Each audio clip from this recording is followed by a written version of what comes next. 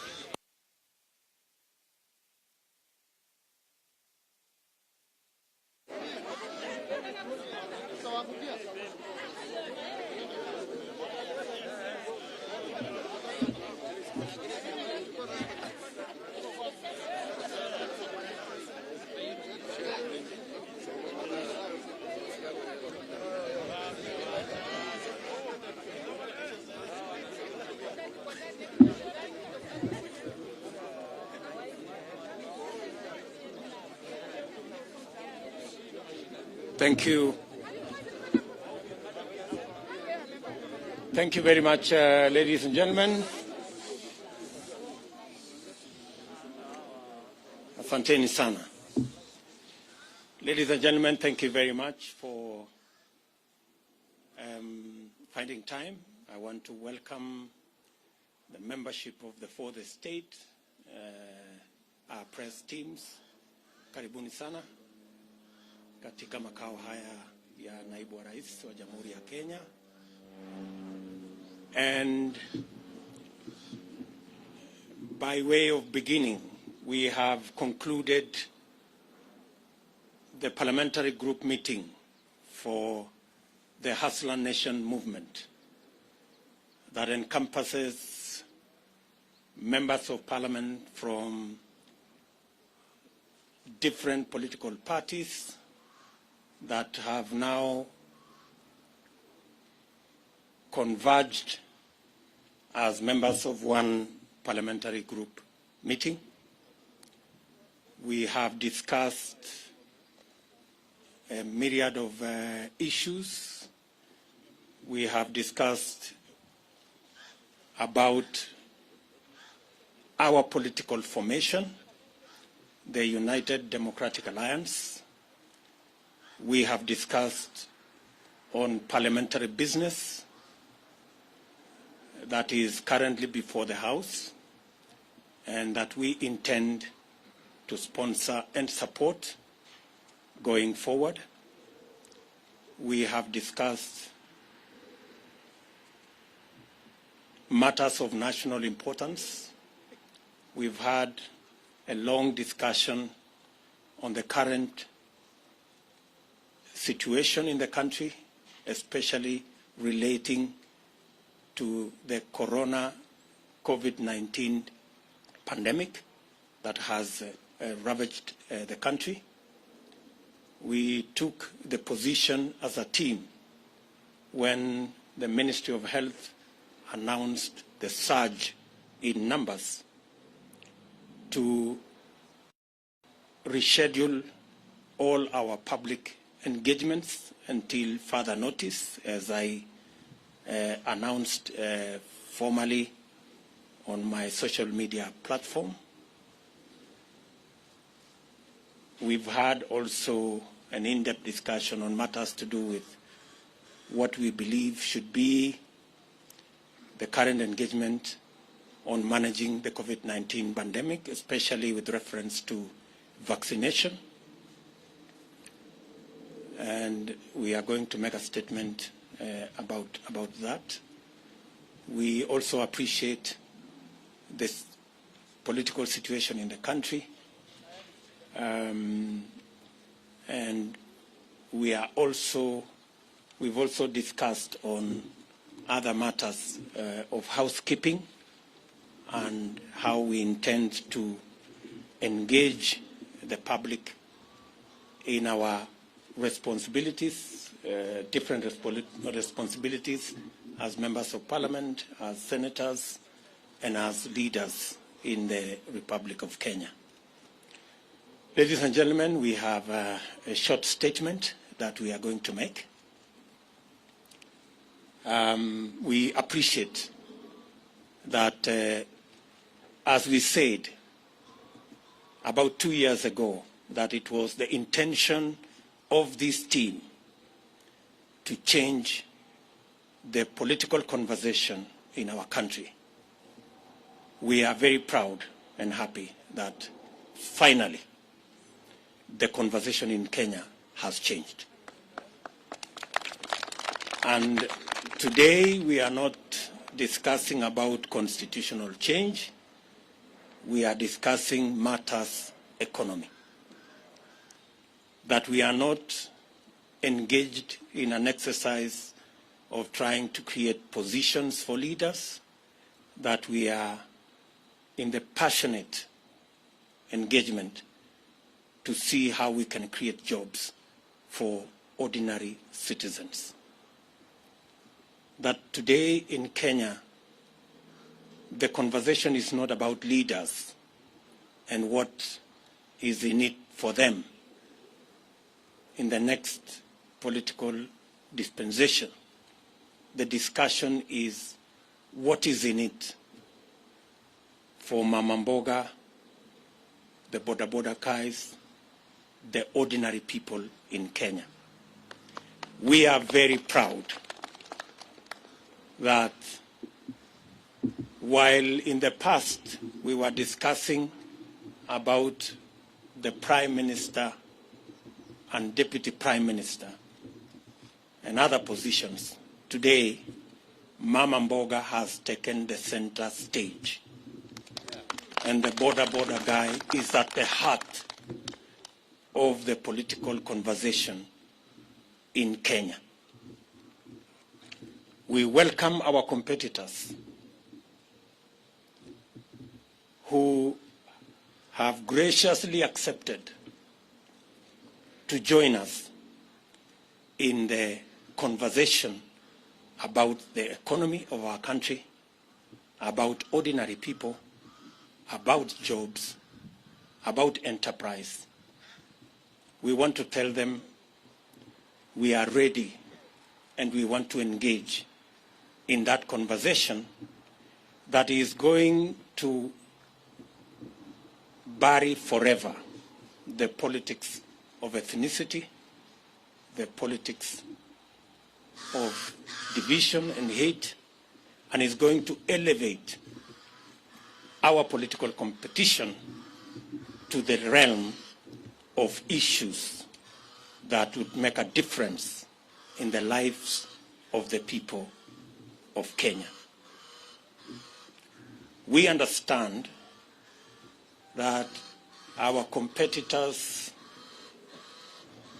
have criticized matters to do with the economy and matters to do with our bottom-up model. We welcome all the criticism because it is an avenue for us to improve on our model. And while we are at it, they should equally explain to the country how their trickle-down economic model that has not worked for the last 50, 60 years is going to work this time round. It is a healthy conversation. We want to persuade them to remove insults and the reference to bottom-up or bottoms-up liquor competition or anatomy of different parts of the body. We should get rid of those insults. Let us have a healthy competition, a conversation about the economy of our country. Kenya will be a lot better, and Kenya stands a chance to be greater when we all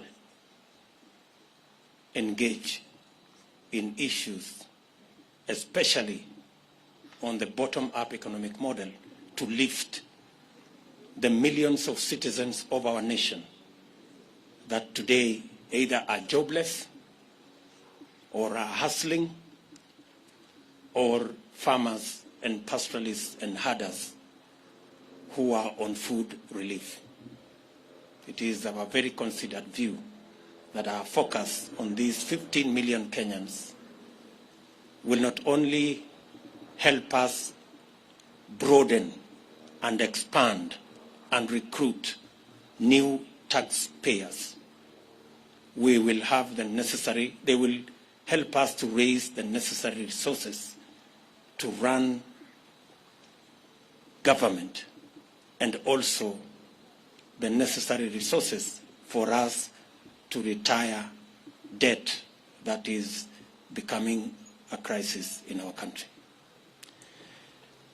I do not wish to say more than that. Let me now request, starting with Alice Wahome, to begin our statement. Alice. Thank you, Your Excellency. Members of the press, this is a written statement signed by all the members that are present for this press conference. I'll start. Kenyans desire a new, inclusive, people-centered conversation on the future of our nation. That's our title. The governing Jubilee Party has collapsed. The opposition NASA coalition has disintegrated. The Hasran nation has found a new home in the United Democratic Alliance. We welcome all Kenyans who desire a greater future to join us in the United Democratic Alliance. In 2017, Jubilee was elected by an overwhelming majority on the platform of the Big Four agenda that was anchored on the success of the party's first term. Subsequently, a merger of the governing party and the opposition coalition was occasioned by the handshake that was presented ostensibly as a framework for peace and economic growth. Kenyans initially welcomed this development and hoped that the promise of a peaceful environment would facilitate the implementation of the Big Four agenda and enable the Jubilee administration to continue with its development plan. That was never to be. I will now call Soipan to continue with the statement.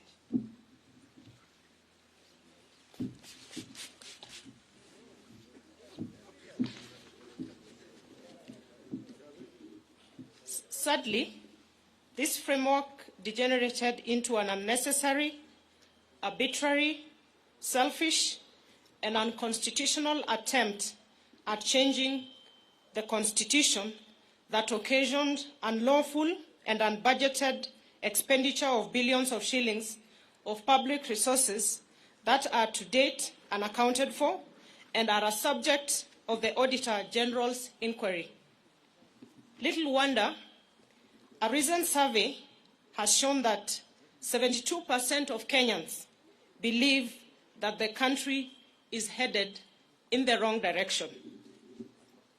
For 4 good years, the country has been engaged in the BBI process, characterized by hubris, chest thumping, blackmail, intimidation, and bribery.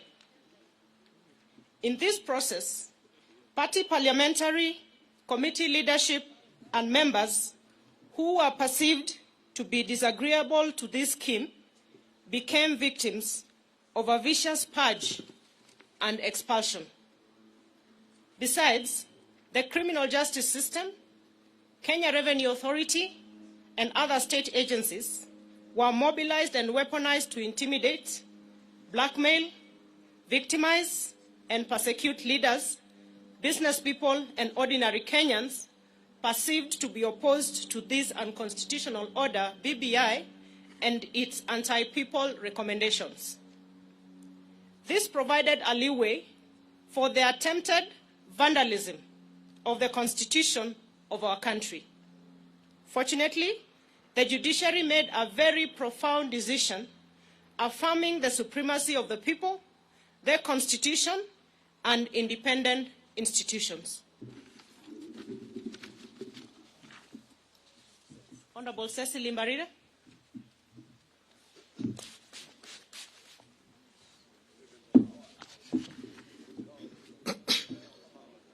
Regrettably, the NASA coalition, its principals, and their Jubilee collaborators took the government hostage, hijacked its agenda, and, one, completely destroyed the governing Jubilee party and dismembered the entire opposition coalition. Two, emasculated parliament, undermined the rule of law, threatened the independence of the judiciary, and emboldened impunity. Three, sabotaged job creation, universal health coverage, food security and manufacturing, thus cutting the entire Big Four plan. Four, criminalized hustler enterprises in places like Nyamakima, Gikomba, Kamukunji, Kirinyaga Road, and River Road, amongst others. Five, presided over the brutal or inhuman evictions and demolitions of the vulnerable and destruction of private property in places like Kariobangi, Ruai, amongst many other places across the country. Six, mismanaged the economy, leading to stockpiling of public debt to unprecedented levels that has occasioned the current economic crisis that our country is facing. I wish to call upon Honorable Benjamin Tayari. Thank you. Thank you. Our approach towards a bottom-up economic and governance model. To address this sad and grim state of affairs facing our country, the Hustler Nation, forged by the people in the diversity from all parts of the country, here represented by leaders from across the political divide, believe in a new economic and political paradigm that prioritizes, one, bottom-up over trickle-down economics. Two, the people over their leaders. Three, empowerment over power sharing. Four, jobs over positions. Five, enterprise over patronage. Six, economic transformation over opportunistic constitutional amendment. I hereby call Honorable Mabonga to continue.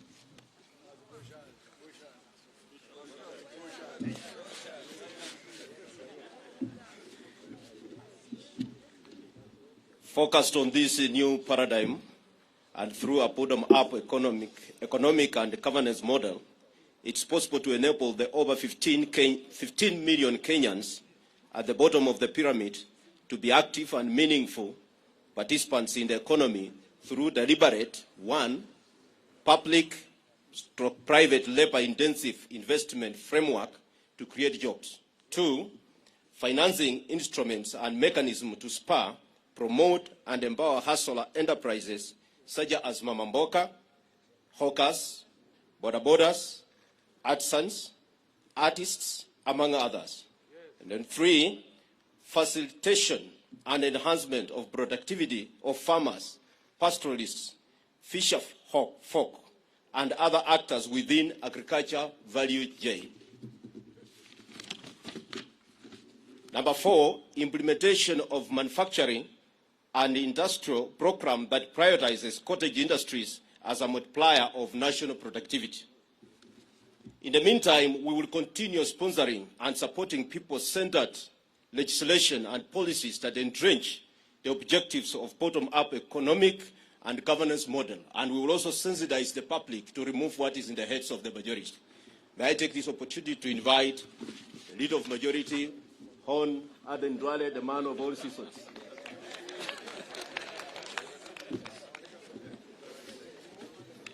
Thank you, Member for Bumula.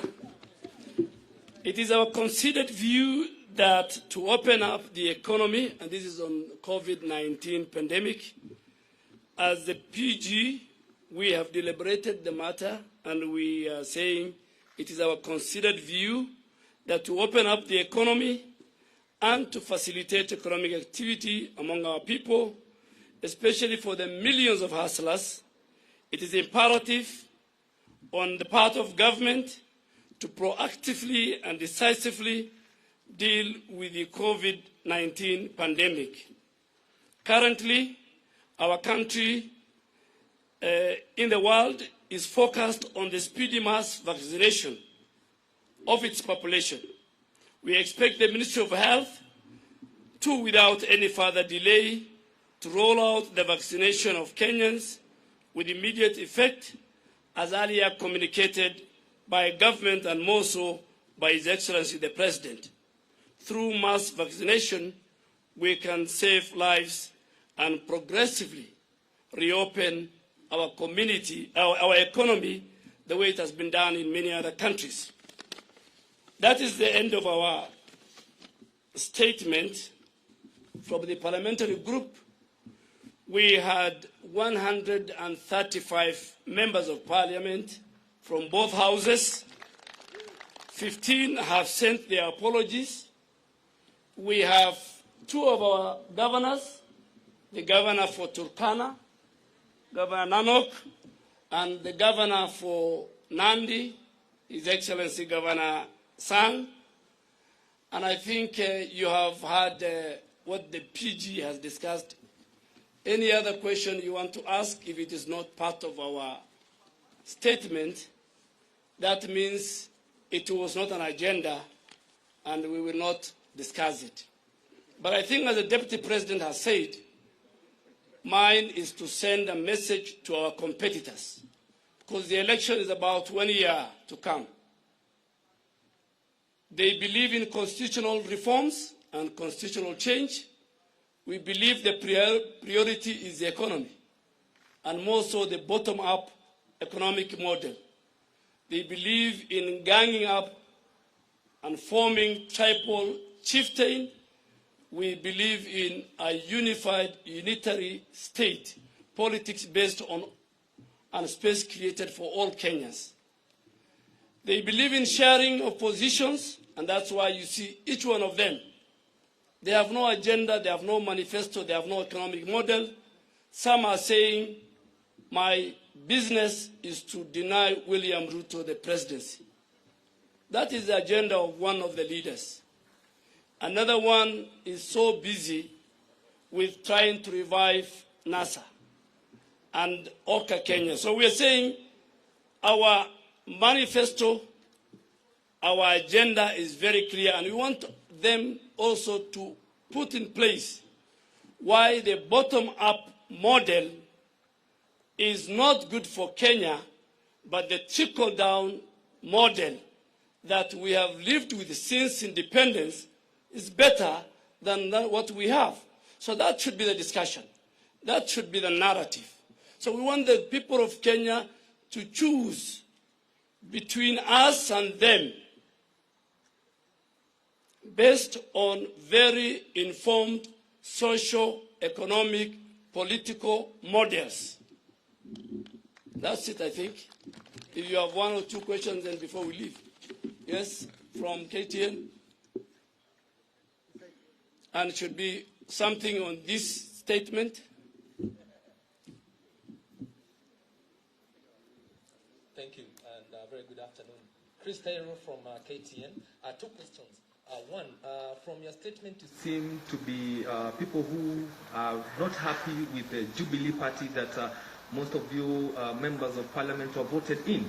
And to an extent of the juniors going ahead, even frustrating the second person in command in the country, then one would ask, why not call it a day and you all resign, and I can see you have a formidable team, go to the ground let and look for votes. The second question. The second question. I would like to know the issue to do with PEP, the People's Empowerment Party. There have been reports that there have been some wrangles between PEP and UDA, especially in the Mount Kenya region. And that's the reason why the Gatundu South Member of Parliament, Moses Kuri, is not around. Maybe you can confirm that. I think the first one, let me tell you, the members sitting behind me are members of United Democratic Alliance. We are in Jubilee normally, but the current and the future party of ours is UDA. So any other party, we will not discuss. And I think, too, we will not discuss about the person and the institution of the deputy president. That was not part of our discussion as a PG. Any other question? My friend from NTV. Thank you so much.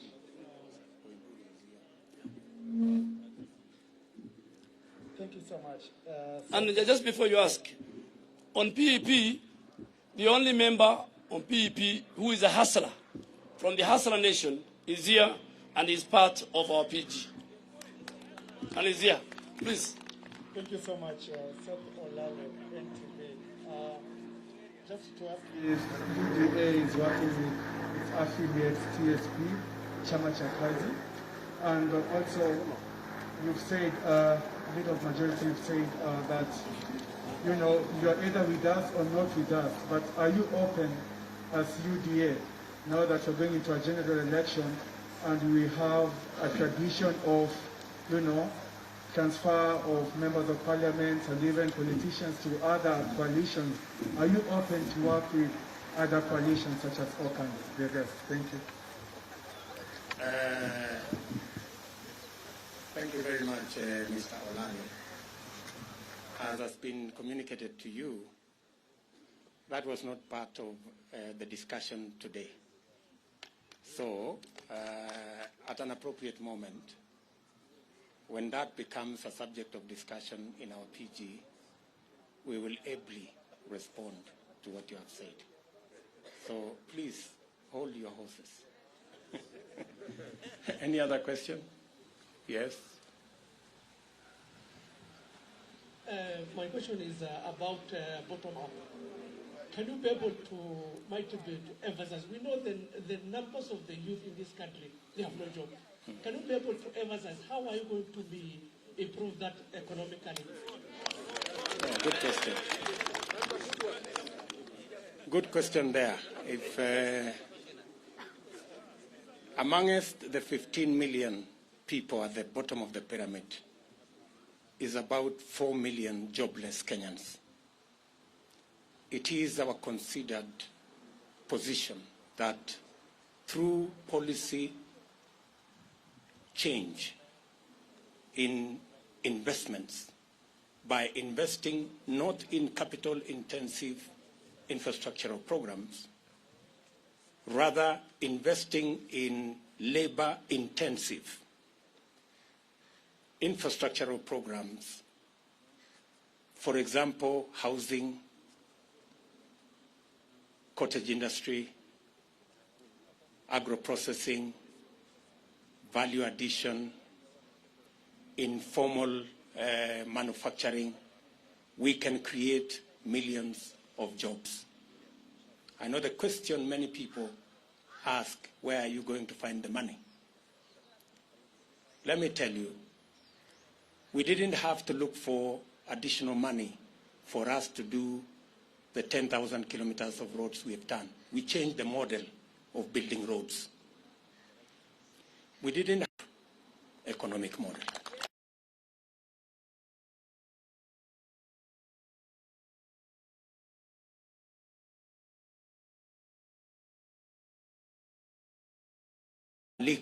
We are not guests in any place. we join parties by choice, and you leave by choice. So one last more. Leto and yes, Sema Leto.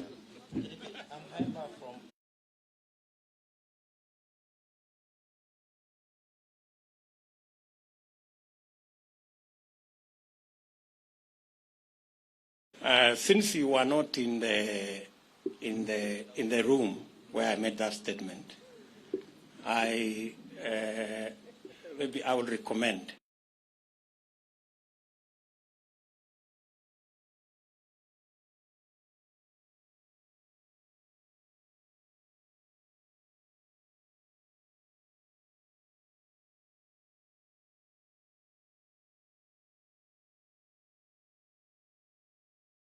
Biashara kuwapa mikopo yenye riba ya chini biashara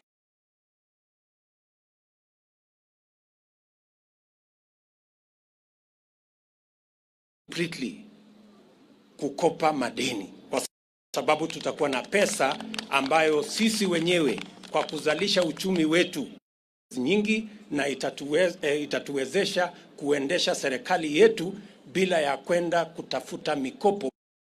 The big crisis of debt by making sure we have more Kenyans brought into the tax paying bracket, because we have enabled either them to get jobs or their enterprises to grow.